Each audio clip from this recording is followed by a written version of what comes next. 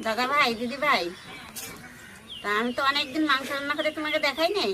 তা আজকে আমি যেভাবে মাংসটা রান্না করব, তোমরা বলবা কি যে ঠাকুমা তুমি এতদিন আমাকে মাংসটা রান্না করে দেখাও নাই কেন?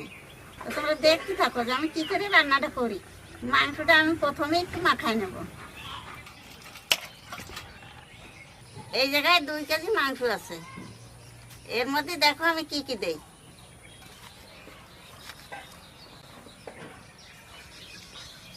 3 চামচ লবণ দেবো,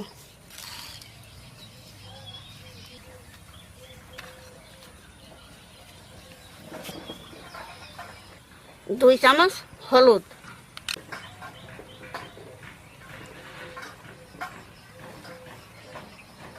3 চামচ আদা বাটা, 2 চামচ রসুন বাটা, 3 চামচ জিরা ধনিয়া বাটা,